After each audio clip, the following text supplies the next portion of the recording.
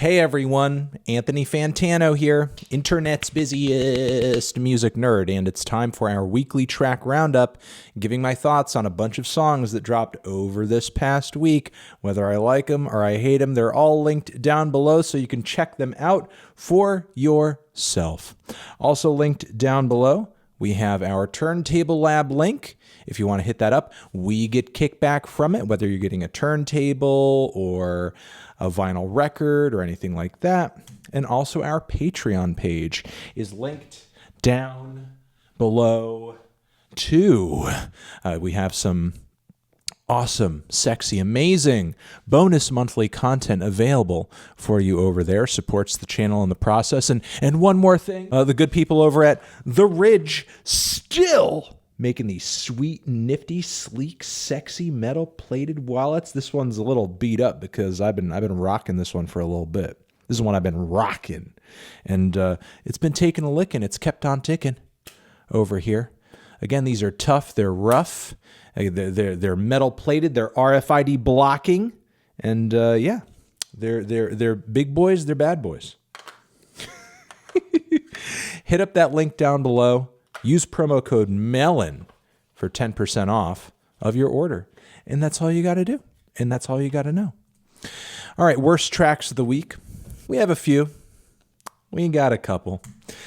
Weezer, All My Favorite Songs. The opening track to their OK Human album, which was quite good. Loved that record. But this song, this version of it, they AJR'd it. I really have no other explanation other than that. It just sounds like the same tune, but with terrible AJR style production. They just AJR'd it. That's all that really happened here, and it is the worse for it. We also have a new one from Sleater-Kinney, Path of Wellness. Double checking over here. No, that's the project title. The song title over here is Worry With You. My mistake. But regardless, I'm not really digging the new direction of this track over here. Granted, I wasn't really crazy about a lot of the material off the last Sleater-Kinney record. It was a bit of a breath of fresh air to hear the band going in more of a direct rock sound on this new track, but for some reason it sounds like a really weak King Gizzard knockoff for a good portion of the track. I don't know why suddenly they're going into this kind of vintage psych shtick style, but I don't know. It's not entirely flattering in my opinion, though I still do mess with the vocals pretty hardcore. We also have Nicki Minaj releasing or, sort of like reissuing for streaming platforms her 2009 Beam Me Up Scotty mixtape. We have the opening track over here with Wayne and Drake seeing green. And, it's essentially just like new material to kind of pump up the mixtape a little bit. And the production is terrible. And it sounds like it's recorded awfully. But it, just like sounds, I don't know, I guess like a mixtape cut would have sounded like from these three back in the day. And I'm sure that is intentional to a degree for sure. But I don't know. There's something kind of severely lacking on the production end. And some of the bars are quite goofy in my opinion. We have Katy Perry. Electric, a brand new single where she's kind of going back to, I think, a formula that's worked for her in the past in terms of like an EDM influenced pop hit, but the tune is not really there. The lyrics are really just like dealing in the same themes that she's dealt in for years. It just seems like a much weaker version of like a formula that's worked for her in the past again and again and again, and she's just really not killing it this time around. It's just like a blander presentation of the same thing. I know it's like, connected to the whole Pokemon franchise and everything, and maybe the song is like a leftover or something, and if that's the case, I mean, get your Pokemon dollars, get that Pokemon money. Post Malone's getting it. Meh. The tracks I was not blown away by, but thought they were still worth mentioning. We have a new one from We Are the Union, Boys Will Be Girls. I do like the gender-bent theme of the lyrics on this one and the anthemic approach in the songwriting. I wasn't really crazy about the instrumental or anything. I think it could have, been a bit more of a skank fest in terms of like the groove and the energy of it, but it still wasn't too bad. We also have a new one over here from Skrillex featuring Swae Lee. And, geez, it's trying to be, I guess, like a trap rocker. Siiickbrain featured on the track as well. And, you know, while I like what it's trying to do stylistically, it's just way too low-key. You know, there needs to be a point where this track sonically just rages. I like the idea of doing, like, you know, a trap rock punk cut and throw Swae Lee in the mix, throw another vocalist in the mix. But like, there's not really a point at which this thing rocks or lets loose or gets wild. You know, it kind of flirts with that idea at a few points, but for the most part, it's just too bland and low key. We also have The Devil Wears Prada over here. For some reason in 2021, dropping some pretty good melodic metalcore. It's not that bad. And I've never really been a Devil Wears Prada fan, honestly, but I was kind of shocked at how well this track panned out. Even if it's not, you know, reinventing the wheel or anything. Nightfall is the title. Check it out. We also have Olivia Rodrigo over here. Good For You, new track, which it has its moments and has its admirable qualities. But as far as teasers go to this new full-length record, I think this is one of the more derivative cuts that have dropped so far.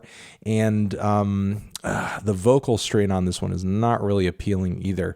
It's really hard to sort of think of how this record of hers is going to pan out, given the 3 tracks that have kind of teased toward it so far: Driver's License, Deja Vu, this, because these songs for me are like all over the place and vary quite a bit in quality as well. So I don't know. I'm just a little on the fence, I guess, and hoping for the best, but expecting maybe not the best record to come out. I don't know. We'll see. All right, we also have a new one from the Mountain Goats, which features an interesting title. It's very John Darnielle. The slow parts on death metal songs. It's a very low-key, passionate ballad. Not exactly my favorite in terms of like lyrical direction, as it is very roundabout, and it does take John quite a bit to get exactly to the point that he's trying to make on the song. I do think the track does kind of go at length a little bit too much, to the point where it gets sort of tedious, but it is somewhat pretty while it's on, and it is interesting to hear John still trying to do his thing, for sure. One of the best songwriters out there of his generation, in my opinion. We have a new one from Migos, Straightenin'. Beat is okay. Takeoff's verse, I think, is a highlight, but man, we've been waiting so long for like a new hit Migos single, and I don't know. I just don't feel like this track is worth the wait. This track could have easily just slipped into Culture 2, and it wouldn't really been a thing. I think it would have just blended in with everything else. You know, again, it's been a while, and it seems like the trio still doesn't really have much new to offer, and there is a baseline of chemistry here, but I mean, there are tracks off of like, you know, No Label that sound way better than this. So I don't know. It's kind of meh. You know, it's not amazing. It's not awful, but just very middle of the road. We have a new one from Mastodon over here, which is set to be on a compilation of tracks that are being released in tandem with this new DC comic book series, which, you know, check out the track below, dig deeper into it, check it out. This track is pretty heavy, not exactly one of my favorite Mastodon songs ever, but it's got some killer riffs on it. And again, if you didn't hear me, Forged by Neuron, or rather, I don't think I said it, but that's the title of the track too. We have a new one from Leon Bridges. Love the vocals on this one. Instrumental is super bland. I do not understand why the instrumental is as plain as it is, but Leon is still doing his thing vocally and songwriting-wise. Looking forward to the new record regardless. We got a new one from Internet Money, Gunna, Lil Uzi Vert, Don Toliver on this one. They're really attempting a summer smash on here. Some of the bone-breaking lyricism gets kind of weird, especially with Uzi on the back end, and Gunna sounds a little more awake than usual on this one. That's good. But outside of that, you know, it's a very cloudy, summery attempt at a bop over here. I'll leave it to you guys to decide whether or not it really kind of succeeds at that. I think it's just merely okay. If anything, this song will kind of see a cycle over the next few months and then go away accordingly. I don't think it's got that much staying power, but it's certainly a vibe, I guess. We have a new one from Girl IRL, which we've been following Girl IRL stuff recently for a little bit. Girl Boss is the title of this one. It has a hilarious refrain, though the obnoxious affectation on the rapped vocals on the track, I could kind of take or leave a little bit. But again, like the tune, like the groove, production is pretty hard-hitting as well. Shout out to Girl IRL. We've got a new one from Gaspard of Justice fame.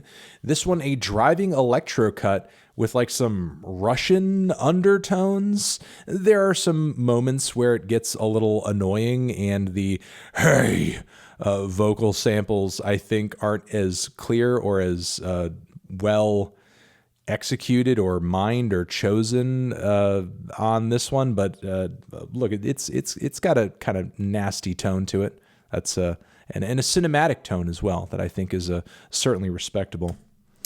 We have Durand Jones and the Indications over here with a very synthy, funky jam over here. Not quite the classic soul sounds that their last record was known for. I like the change of pace.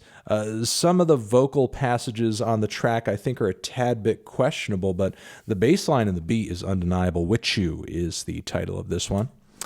We also have a new one from Bella Poarch, TikTok star, TikToker extraordinaire, Bella Poarch, coming through with a single, coming through with a track. Now, listen, since I've been on the TikTok platform and I've been paying attention to more artists and music on the TikTok platform, I've heard a lot of trash. I've heard a lot of garbage. I've heard a lot of awful shit.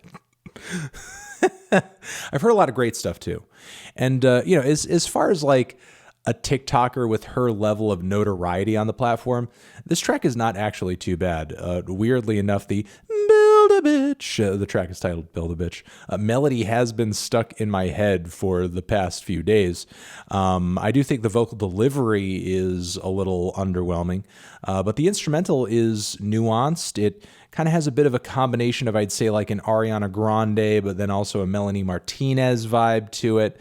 So if you're into those artists, you'll most likely get something out of this. And even if you aren't, I think the tune itself is pretty sticky. So give it a try. Give it a shot. Honestly, I don't think it's too bad for somebody who's in this lane.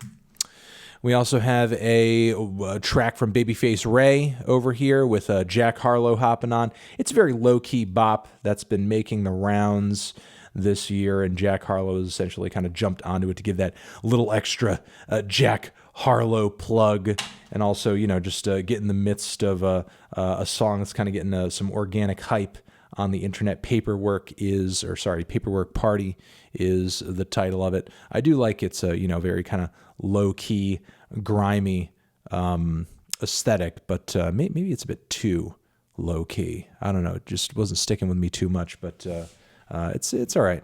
It's decent. All right, let's move on to the best tracks of the week, the ones that really stood out to me, and they are as follows. Ba-bam. TORRES. I have never really been a TORRES fan, honestly, and that's not to put down any of Torres's artistry in the past. I know that there was a moment where TORRES got dropped from the label, and it was a bit of a to-do, and but look, this new track, and it looks like her latest record is going to be dropping via Merge Records.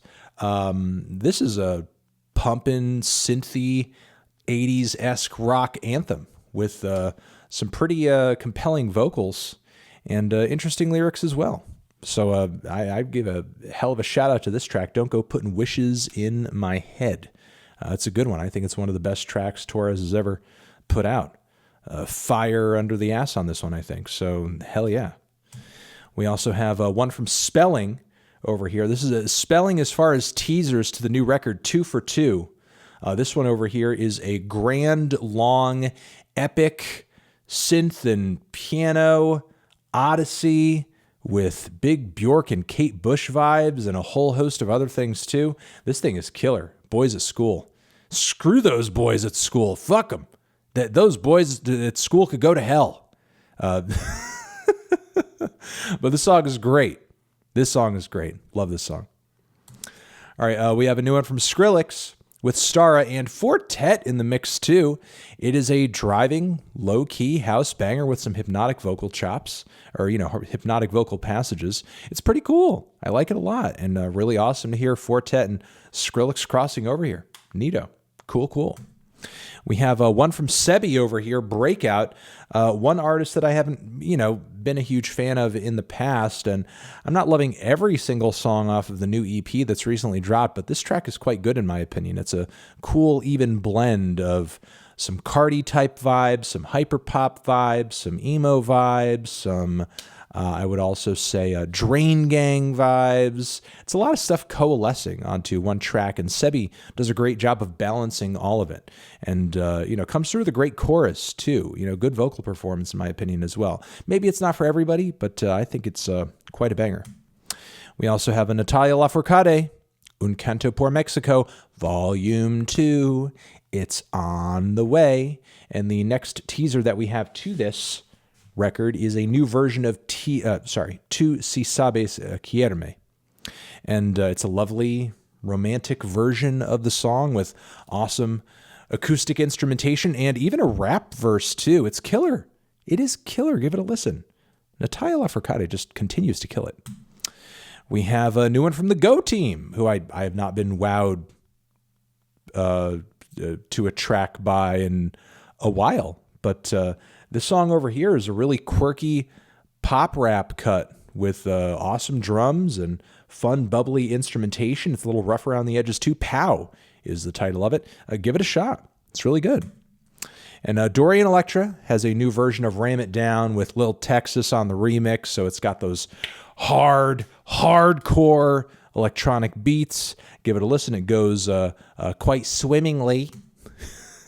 We also have a new one from Baby No Money over here. Sorry is the title of it.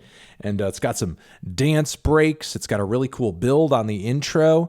I thought it was a little mild when I first heard it, but after revisiting it a little bit, it's really grown on me. I think it's quite good. Baby No Money definitely maturing a little bit on this track in terms of achieving different styles and dynamics on this track, really experimenting a little bit. And I think the results are quite good. And that has been it for the weekly track roundup, everybody. Thank you very much for watching. Everything I talked about, again, linked down below so you can check it out for yourself. And appreciate you watching.